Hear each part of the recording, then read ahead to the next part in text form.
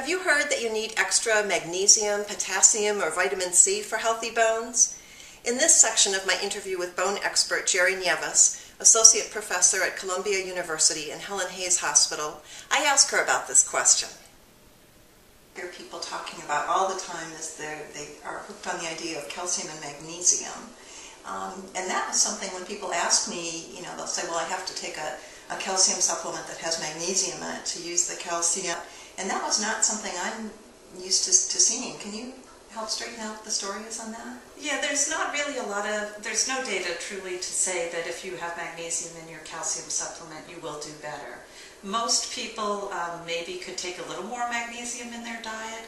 And where we seem to see that there is a detriment to bone health is when people are actually deficient in magnesium. And those are the ones that we need to be concerned with their magnesium intake. But those are really people that are perhaps elderly with a poor diet, frail, people with GI diseases so that they have a harder time metabolizing a lot of nutrients and digesting them. They're just not absorbing it. Right, but for the most part, there's very little data to say that magnesium on its own is good for the skeleton, and very little data to show that biochemically it will enhance your calcium.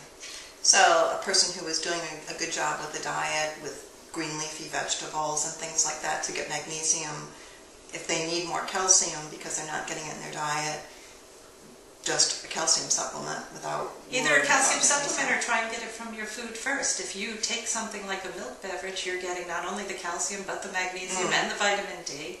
So if you can, have low-fat dairy to try and think about your overall health, or in addition, if you think about green leafy vegetables, they will supply many of the nutrients that you need, including magnesium. Okay.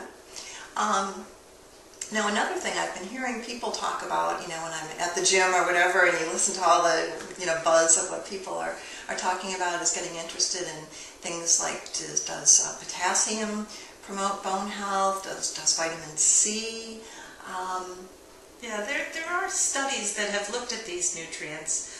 Most of them are what we call observational studies, so it's looking at people and what do they usually eat, how much of these nutrients do they consume, and then looking at their bone density or looking at their fracture rates. And in general, the evidence shows that those people that have higher diets in magnesium, in potassium or vitamin C may have better skeletal health than those with lower intakes.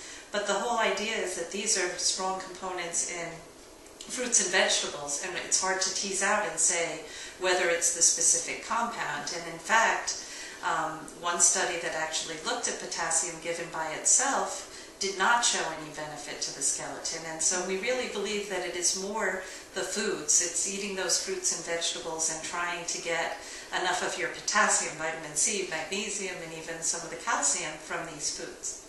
So it could be a coincidence that they are higher, that they're getting more vitamin C or potassium because they're eating this healthy diet.